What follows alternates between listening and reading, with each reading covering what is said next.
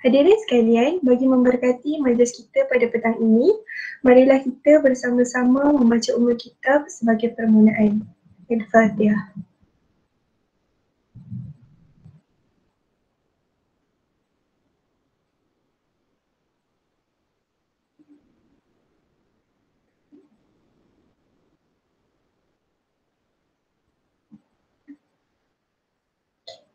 Tanpa membuang masa, saya serahkan majlis ini kepada Encik Muhammad Mustaqim untuk memulakan perkongsiannya. A'udzubillahi minasyaitonirrajim. Bismillahirrahmanirrahim.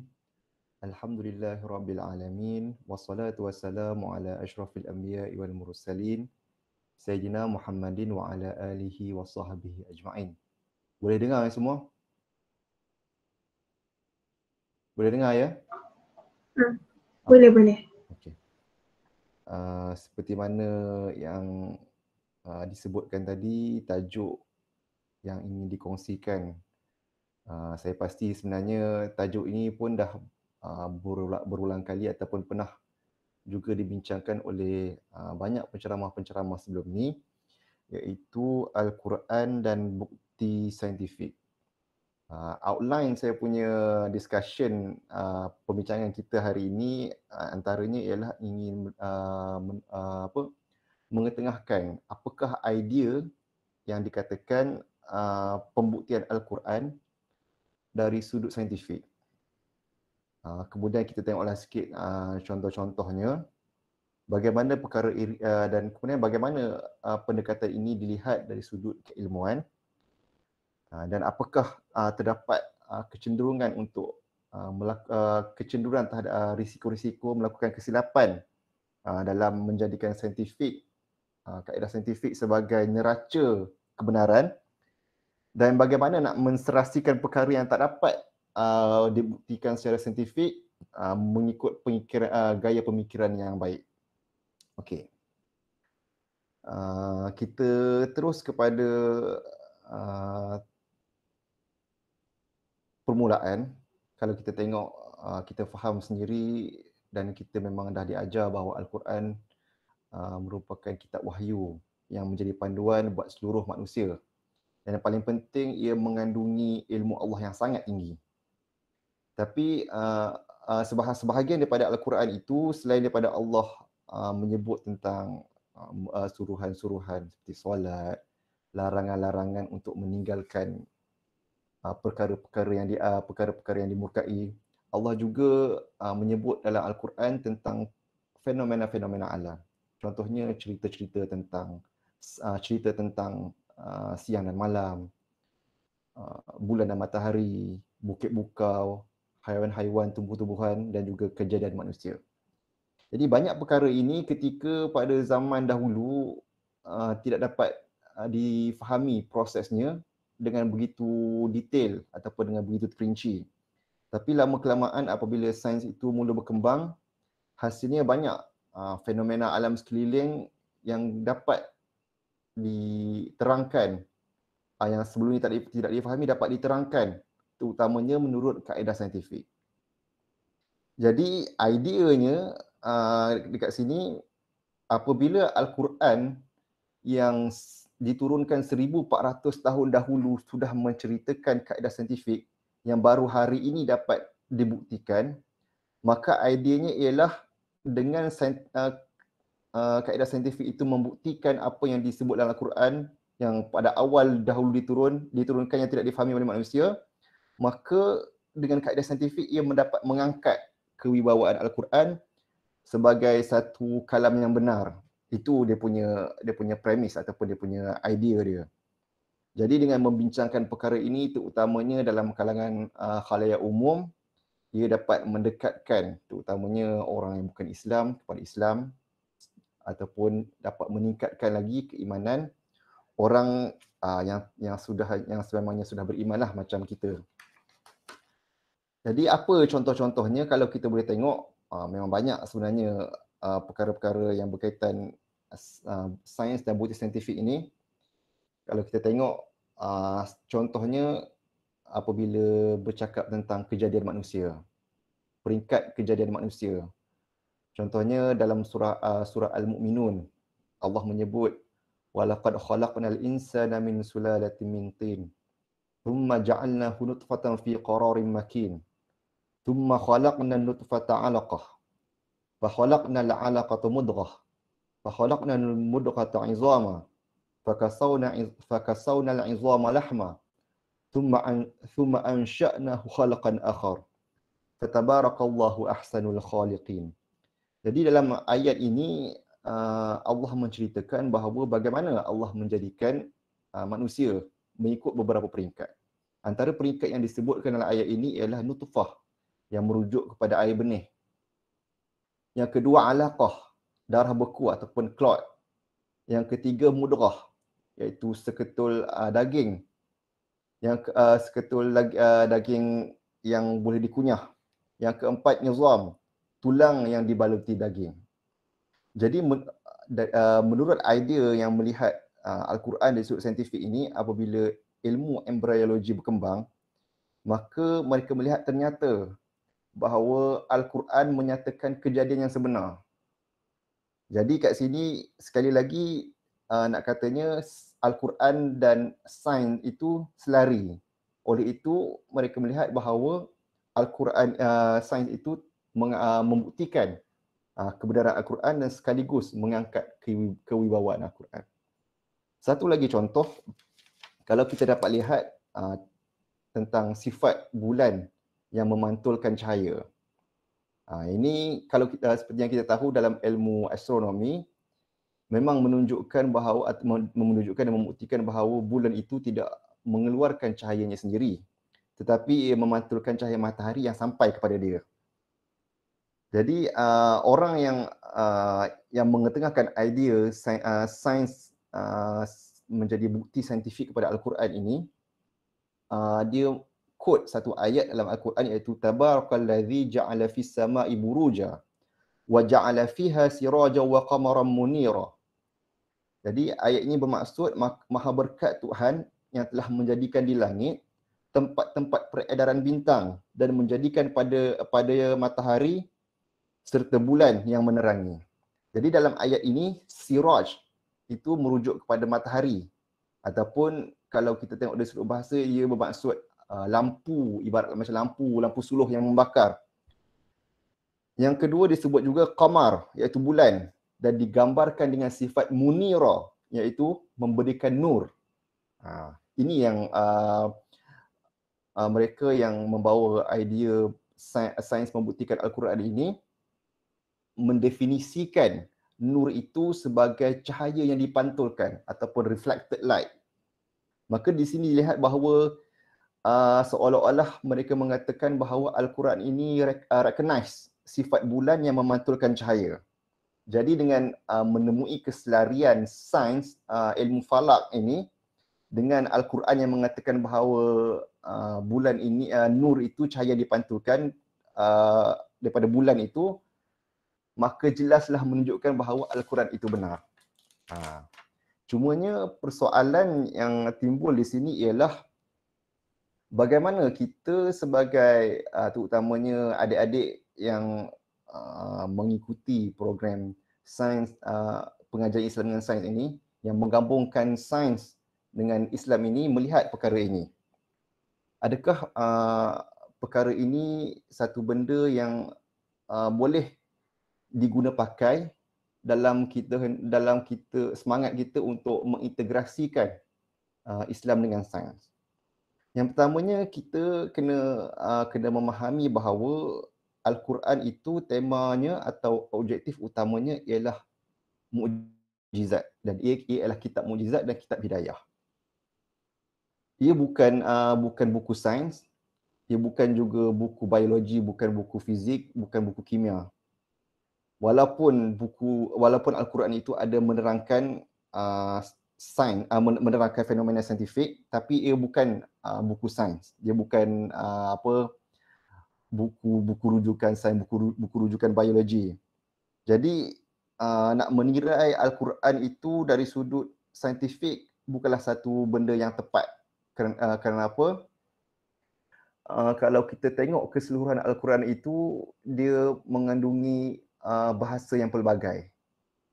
Gaya bahasa yang pelbagai. Ada yang ayatnya yang pendek, ada ayat yang panjang, ada bahasa yang tinggi, ada bahasa yang kita katakan bahasa common untuk orang. Contoh macam dalam percakapan kita seharian, kalau kita kata sekarang ni dah petang. Okey, kalau tengah hari tadilah kita kata matahari tengah terpacak. Oh, tengah panas ni, matahari tengah terpacak. Jadi dalam konteks ini, kalau kita menilai percakapan orang tua-tua kata matahari tengah terpacak panas itu, memang kalau kita lihat dari sudut sains, memang percakapan itu tak betul lah. Sebab bumi yang mengelilingi matahari, bukan matahari yang mengelilingi bumi. Kalau ikut ilmu sainsnya. Tapi percakapan matahari terpacak itu memang bahasa common, bahasa awam yang kita terima. Dan memang orang-orang tua dan even kita pun kadang-kadang kita mengguna pakai bahasa tersebut. Sama juga macam Quran, bukan semua perkara yang hendak kita boleh nilai menurut perspektif saintifik. Itu yang pertama. Yang kedua, dalam membicarakan soal ilmu ini, ilmu sains ini, kaedah saintifik ataupun ilmu saintifik ini, dia terhasil daripada kemampuan manusia. Kemampuan manusia mencipta alat untuk mencerak fenomena alam. Kemampuan manusia mereka bentuk kaedah bagaimana nak memperolehi data. Dan maksudnya ia tertakluk kepada kemampuan manusia. Dan kemampuan manusia ini sentiasa berkembang. Ia tidak mutlak. Berbanding dengan Al-Quran ini, ilmunya sangat mutlak. Jadi mana mungkin ilmu sains yang bersifat berubah-ubah ini hendak menjadi penanda aras atau menjadi standard kepada ilmu yang mutlak, iaitu Al-Quran. Itu yang kedua. Yang ketiga, kita melihat orang yang menggunakan Al-Quran, menggunakan sains untuk membuktikan Al-Quran, yang melihat bahawa dengan membuktikan Al-Quran melalui sains itu dapat meningkatkan kewibawaan Al-Quran. Tetapi sebenarnya dengan melakukan demikian, perkara itulah yang menjadikan Al-Quran itu lemah. Walaupun sebenarnya hakikatnya Al-Quran tidak lemah. Sebab Al-Quran itu sebenarnya tidak memerlukan pun kepada sains untuk membuktikannya. Sebab Al-Quran itu sendiri mutlak dan tidak perlu kepada pergantungan ilmu sains. Dan kita pun telah diperingatkan dalam surah Al-Baqarah, iaitu dzalikal kitabul la raiba fih. Inilah kitab yang tidak ada keraguan padanya. Jadi ringkasnya nak katakan bagaimana kita menanggapi kaedah membuktikan sains, membuktikan Al-Quran melalui sains ini, kita lihat bahawa nak mengatakan sains membuktikan Al-Quran itu adalah satu perkara yang tidak tepat. Itu yang pertama. Yang kedua, kita boleh untuk mengatakan bahawa Al-Quran itu mempunyai elemen-elemen saintifik, mempunyai elemen-elemen sains, tetapi bukanlah sains itu yang membuktikan Al-Quran. Bahkan sekiranya apabila kita ingin cuba mencari membuktikan sains melalui Al-Quran, membuktikan Al-Quran melalui sains, kita juga terdedah kepada beberapa kecenderungan untuk melakukan kesilapan. Okey, kalau kita boleh tengok balik tadi, contoh-contoh yang disebutkan tadi tentang kejadian manusia. Kalau kita tengok ayat tadi menyebut tentang nutfah, iaitu benih, air benih. Yang kedua alaqah, iaitu darah beku. Yang ketiga mudrah, iaitu seketul daging yang boleh daging lembut yang boleh dikunyah. Yang keempat izam, tulang yang dibaluti daging, yang dikata fakastawna izama lahma. Jadi kalau kita tengok dalam ayat Quran ni, Allah ciptakan air benih, daripada air benih Allah jadikan sebuku darah beku. Kemudian Allah ciptakan darah beku itu menjadi seketul daging. Kemudian Allah ciptakan daging itu menjadi beberapa tulang. Kemudian Allah balut tulang-tulang itu dengan daging. Setelah sempurna kejadian itu, maka Allah kata kami bentuk dia menjadi makhluk yang lain sifat keadaannya. Ada beberapa perkara yang boleh beberapa kesilapan di sini, tapi kita sentuh satu sahaja. Kalau kita melihat dalam sains moden, siapa rasanya kat sini mesti ada yang sains biokesihatan. Kalau ada, angkat tangan. Tak ada. Tak ada sains bagi kesihatan. Oh, semua malu nak resign. Okey. Oh, tak ada. Okey, baik. Kalau kita belajar sains anatomi, tulang itu dia emerge ataupun solidify dari dalam daging. Dari dalam lahmun. Sedangkan dalam ayat Al-Quran ini, lahmun itu hanya muncul membaluti daging. Tulang itu muncul, baru lahmun itu membaluti tulang itu. Sedangkan dalam ilmu sains, lahmun itu dulu muncul, barulah tulang itu solidified menjadi tulang. Maksudnya kat sini, kalau kita tengok nak cari keselarian dari sudut saintifik, maka memang tak selarilah sebenarnya Al-Quran dengan sains itu. Kerana itu, sains itu tidak boleh menjadi neraca kepada ayat Al-Quran kerana dia punya temanya berbeza. Itu berkenaan dengan kejadian manusia. Okey, kita ambil satu lagi contoh tentang yang kita sebut tentang sifat Al-Quran, sifat bulan yang memantulkan cahaya. Dalam Al-Quran tadi kita sebut bahawa tabarakallazi ja'ala fis sama'i buruja wa ja'ala fiha siraja wa qamaran munira. Okey. Dalam ayat tadi kita sebut bahawa siraj itu merujuk kepada matahari atau dari segi bahasanya lampu yang membakar.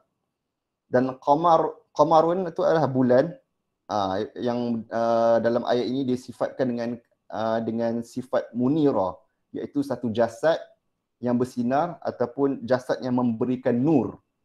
Okay. Tadi kita kata bahawa nur itu mereka tafsirkan sebagai cahaya yang dipantulkan.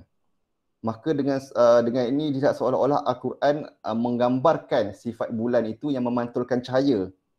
Dia tak mengeluarkan cahaya tapi dia memantulkan cahaya. Maka dia kata, serasilah sains ini dengan Al-Quran.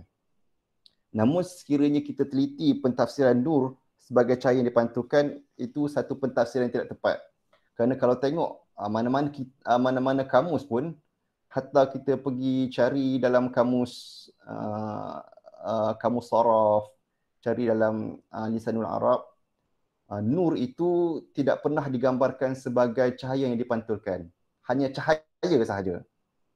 Jadi ini satu pendefinisian yang tidak tepatlah tentang nur sebagai cahaya yang dipantulkan. Itu yang pertama. Dari sudut lain, kalau kita tengok An-Nur itu adalah salah satu daripada 99 nama Allah. Kalau ingat 99 nama Allah, An-Nur itu adalah salah satu daripada sifat nama Allah. Kemudian kalau kita tengok pula dalam ayat 46 surah Al-Ahzab, Nabi Muhammad SAW dirujuk sebagai siraj. Jadi kalau kita ambil sebagai pembandingan, tidak boleh diterima bahawa Nabi Muhammad itu sebagai sumber cahaya, sedangkan Allah Subhanahu Wa Taala itu hanya sebagai cahaya yang dipantulkan. Jadi dia dah clash dari sudut akidah dekat situ. Dia jadi tak tepatlah. Jadi ringkasnya nak kata daripada kedua-dua contoh ini, apabila kita menilai kandungan Al-Quran itu dari sudut neraca sains, maka akhirnya kita ni sebenarnya akan menjatuhkan nilai Quran itu, sedangkan Al-Quran itu kandungan ilmu dalamnya adalah mutlak. Tidak ada keraguan padanya dan tidak mungkin sains yang dibangunkan oleh manusia boleh menjadi standard kepada Al-Quran. Dan sebenarnya kalau kita tengok lagi, banyak pun ayat-ayat dalam Al-Quran ataupun cerita-cerita dalam Al-Quran yang memang tidak serasi langsung dengan kaedah ilmu-ilmu sains. Contohnya kalau kita boleh tengok kelahiran Nabi Isa dari ibunya tanpa ayah. Dan kejadian ini sudah tentu sekali kalau kita fikir-fikirkan, memang bersalahan dengan fakta sains yang memerlukan sepasang lelaki dan perempuan untuk melahirkan satu zuriat.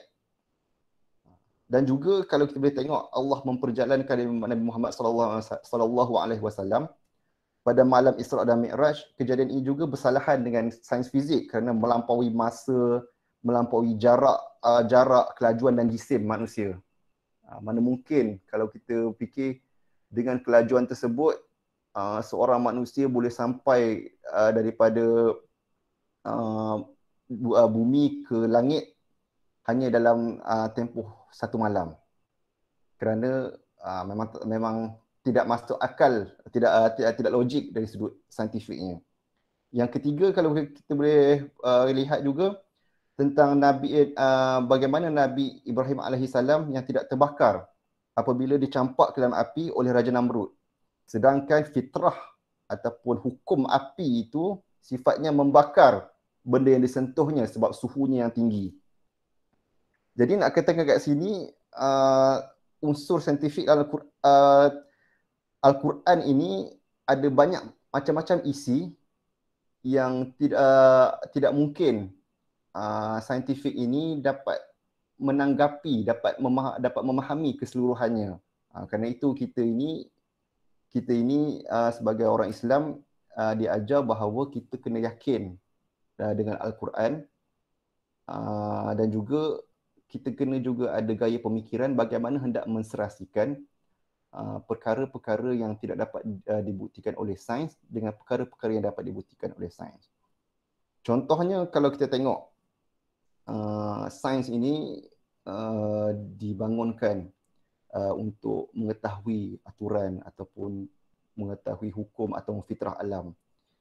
Kita boleh faham dengan pencerapan kita boleh mengetahui apabila bahagian permukaan bumi yang menghadap matahari akan mengalami fenomena siang. Apabila bahagian bumi yang tidak menghadap matahari akan mengalami fenomena malam. Begitu juga kita memahami bahawa fitrah api itu suhunya panas sehingga boleh membakar benda yang menyentuhnya. Suhu api yang panas boleh membakar kalau tersentuh kertas terbakar. Suhu api yang panas kalau menyentuh ais akan cair menjadi air. Suhu api yang panas kalau menyentuh kulit kita maka sakitlah kulit kita dan terbakarlah kulit kita. Namun macam mana kita hendak mewujudkan satu pemikiran untuk menserasikan kefahaman fitrah api membakar dengan cerita Nabi Ibrahim AS yang tidak terbakar apabila dicampakkan ke dalam api. Macam mana kita nak menserasikan perkara ini? Dan dalam Al-Quran, kalau kita tengok dalam Al-Quran surah Al-Anbiya ayat 69, Allah berfirman, "Qulna ya nar kuni bardan wa salaman ala Ibrahim." Hai api, jadilah engkau sejuk serta selamat sejahtera kepada Ibrahim. Macam mana kita nak menserasikan dua perkara yang totally berbeza. Api sejuk, api panas. Yang ni kalau kita lihat dari sudut saintifik, kalau kita nak menjadikan ilmu saintifik itu sebagai standard ataupun kayu ukur kepada kebenaran, maka kita akan kata salah satunya sahaja yang benar. Sebab tu kita memerlukan gaya pemikiran yang betul.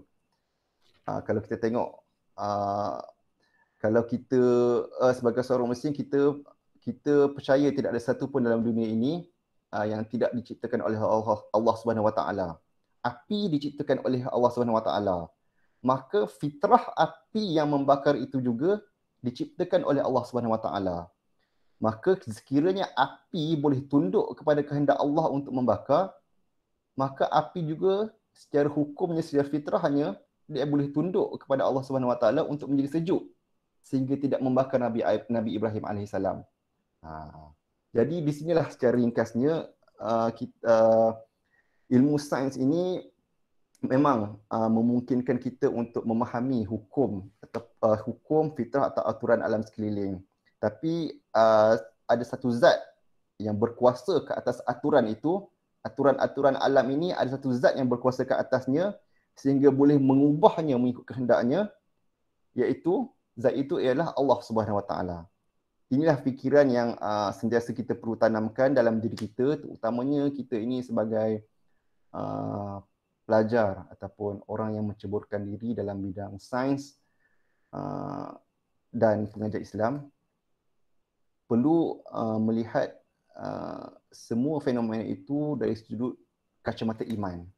Bukan sahaja sekiranya kita hanya berkabar-kabar melakukan sains demi untuk membuktikan kebenaran Al-Quran, itu sebenarnya menjadikan kita sombong. Sebaliknya kita jadikan sains itu sebagai wadah untuk kita mempergiatkan agama, untuk lebih menundukkan diri kita, dan akhirnya kita dapat menjadi insan yang lebih baik. Saya rasa itu sahaja yang saya boleh kongsikan setakat ini. Ada apa-apa soalan yang ingin diajukan?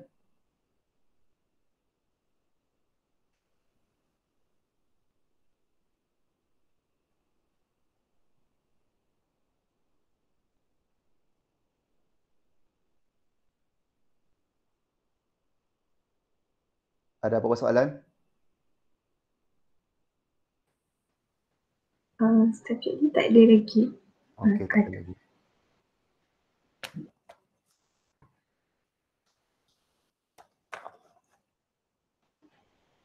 Oh ni ada satu soalan. Okey. Ni. Adakah betul air zam-zam mempunyai molekul yang berbeza dengan air yang biasa? Ini soalan kimia ni. Saya rasa saya tak dapat jawab soalan tu.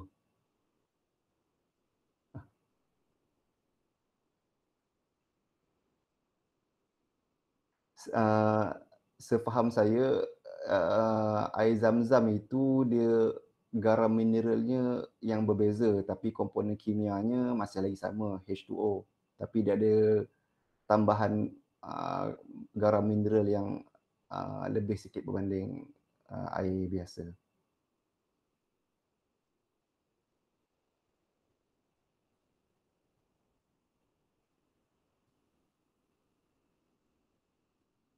Ada soalan lain?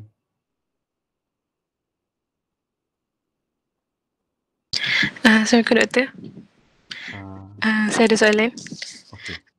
Selalunya kan kalau kita dengar dekat dalam orang cerita kan, kalau kaitan Al-Quran dengan sains ni, saintifik tu kebanyakannya macam pasal biologi, astronomi. Apa pula pendapat doktor yang berkaitan dengan alam, contohnya macam geologi dan alam sekitar lah? Dia dia memang dalam Al-Quran ni memang banyak menyebut tentang even tentang alam pun. Contohnya kalau kita tengok Allah menyebut tentang kejadian air yang diturunkan dari langit, yang hujan yang diturunkan, yang yang menyuburkan tanah-tanah untuk akhirnya menumbuhkan pelbagai tumbuhan. Dia ada gabungan biologi dan geologi lah sikit. Cumanya sama juga kalau kita itu memang satu perkaitan yang kita boleh lihat jelas antara sains dengan Al-Quran. Cumanya macam saya katakan tadi, bukanlah bermaksud kita mengatakan sains itu membuktikan kebenaran Al-Quran. Sebaliknya, Al-Quran itu hendak menyatakan kekuasaan Allah. Apa yang Allah jadikan supaya akhirnya kita ini ingat kepada Dia. Bukan Allah tunjukkan ayat itu untuk kita cari bukti, untuk kita datangkan bukti daripada sains, sehingga kadang-kadang ada sebahagian daripada kita yang cuba meragukan isi kandungan Al-Quran tu. Ada soalan lain? Kalau saya tak boleh jawab, moderator boleh tolong jawabkan. Apa tadi nama moderator tadi? Farah Iliani. Kalau saya tak boleh jawab, nanti Farah Iliani boleh jawabkan. Allah Akbar.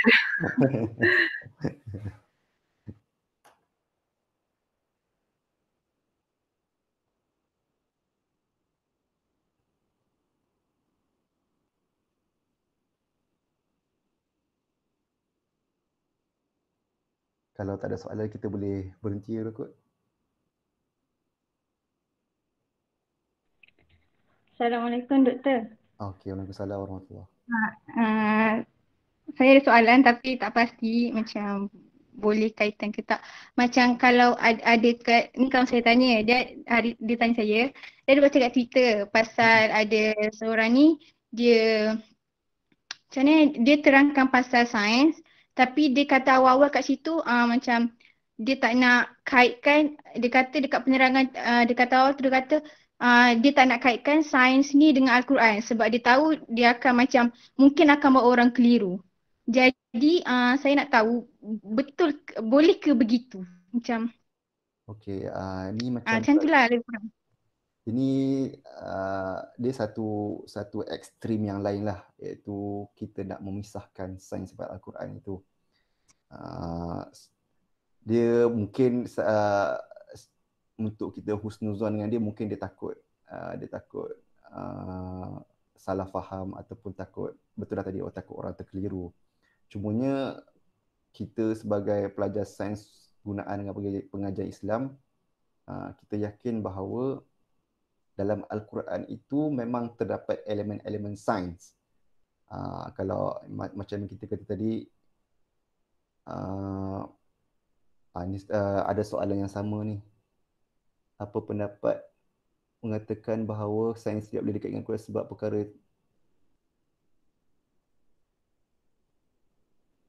jadi adakah masih valid untuk kita berhujah membuktikan? Okey.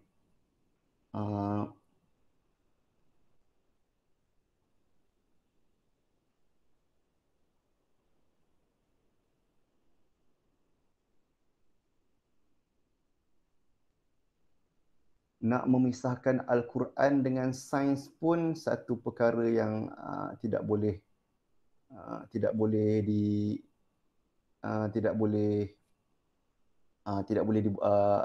satu benda yang tidak tepat lah. Sebab apa?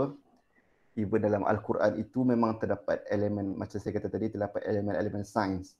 Cumanya dia, kalau kita tadabbur ayat Al-Quran itu, kita akan menjadi sedar bahawa apa yang berlaku di sekeliling alam ini adalah apa yang Allah sebutkan dalam Al-Quran. Cumanya isu tentang membuktikan sains, membuktikan Al-Quran dengan sains ni ialah dia nak mencari keselarian ketepatan fakta itu. Itu yang problemnya. Ke dalam kita ni cukup sekadar kita mengatakan bahawa Al-Quran ini mempunyai elemen-elemen sains tentang fenomena-fenomena alam yang akhirnya bertujuan untuk menambah keimanan kita. Macam tu.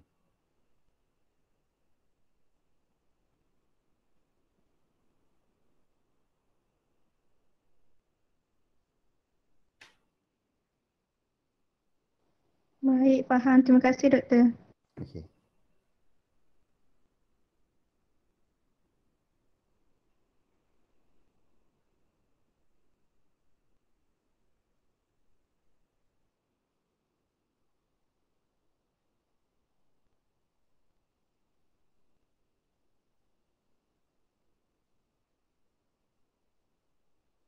Saya rasa cukup lah kot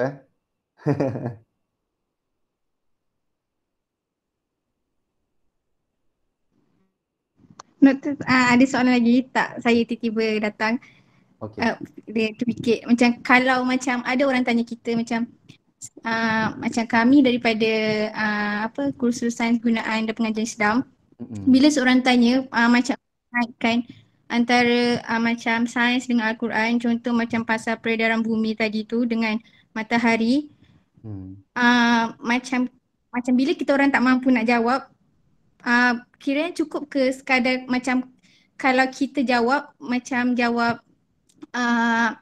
macam kita cakap kita tak tahulah kiranya, sebab untuk menerangkan lebih lanjut takut macam yang bertanya tu akan lebih tak percaya, macam lebih macam ragu-ragu ke, macam ada cara yang lebih baik untuk menerangkan kepada yang bertanya. Okey. Maaf kalau soalan complicated. Kiranya kalau tak tahu, boleh ke cakap tak tahu? Macam tu? Macam tu lah. Tapi kira macam orang yang bertanya tu, dia macam memang betul-betul nak tahu. Macam tu lah. Dia macam kalau tak tahu pun saya cakap tak tahu juga. Tapi boleh katakan dekat dia, saya akan cari jawapan lah. Sebabnya kalau kita nak even ilmu-ilmu ayat-ayat Al-Quran ini pun kita nak menghuraikan, kena ada pengetahuan yang lebih terperinci. Takut-takut nanti kita membawa tafsiran yang salah. Itu yang pertama. Yang kedua, macam tadilah kita cakap tentang peredaran bumi. Kalau bercakap tentang isu peredaran bumi, takut nanti bergaduh pula dengan orang flat earth ke apa kan. Sebab dia satu perbincangan yang complicated. Tak salah pun dalam ilmu ni kalau kita cakap tak tahu. Tidak menjatuhkan pun kita punya maruah. Sebaliknya itu yang menunjukkan kita ni seorang yang amanah terhadap ilmu.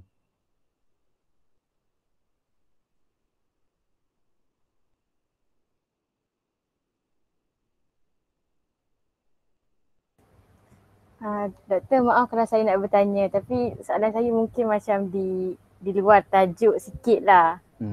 Okey. Saya tertanya-tanya macam mana doktor boleh terlibat dalam sebagai pegawai penyelidik di IKIM. Macam mana tu? Macam mana sekali lagi? Macam mana doktor boleh macam terlibat dan tahulah pasal IKIM ni. Macam boleh terlibat sebagai pegawai penyelidik di Institut Kefahaman Islam. Journey doktor boleh cerita sikit ke? Macam nak tahu. Okey. Terima kasih. Waktu saya tamat pengajian 2015, samalah sains gunaan dengan pengajian Islam, saya punya pengkhususan sains biokesihatan.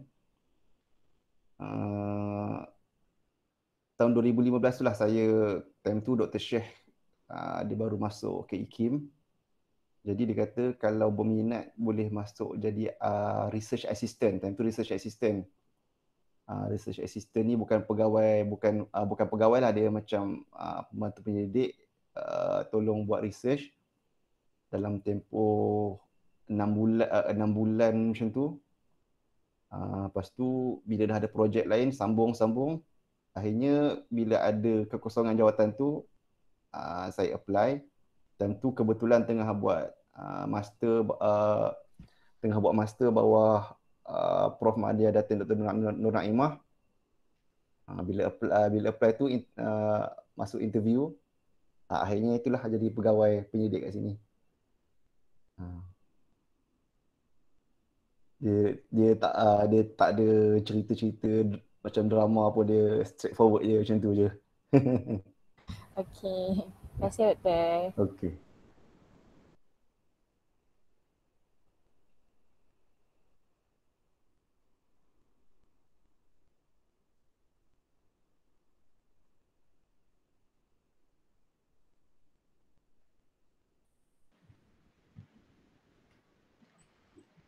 Okey, sebelum kita akhiri, doktor ada apa-apa nak simpulkan sebagai kata-kata akhir ke? Okey, pertama sekali saya nak mengucapkan terima kasih kepada semua yang hadir, dan daripada Urus Setia, terima kasih kerana menjemput saya. Saya minta maaf atas kekurangan. Sebenarnya apa yang saya prepare hari ini pun yang saya sampaikan dekat dalam slot Sains dan Islam minggu lepas. Dan ada juga sebahagian daripada yang saya sampaikan hari ini akan saya ulang esok dalam program Sains dan Islam dekat Radio IKIM. Saya ingin memohon maaf juga kalau ada kekurangan, yang mana soalan yang saya tak dapat jawab dengan baik itu. Kalau ada kesempatan kita akan jumpa lagi lepas ni.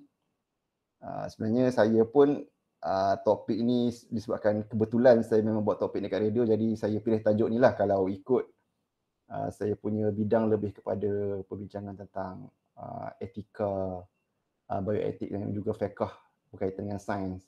Contohnya saya punya research tentang arahan perubatan awal, benda-benda berkaitan dengan perubatan dari sudut hukum hakamnya.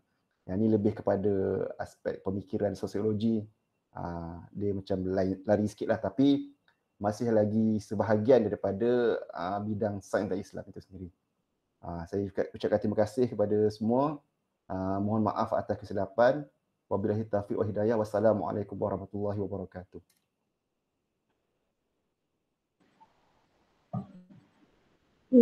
Sebelum mengundur diri,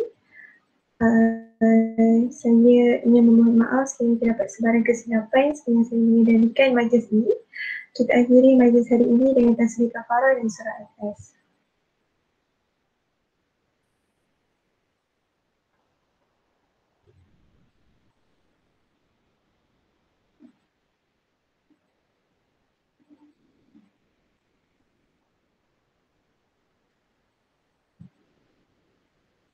Akhir kata, sekian terima kasih. Semoga kita berjumpa di lain masa. Assalamualaikum warahmatullahi wabarakatuh. Waalaikumsalam warahmatullahi wabarakatuh.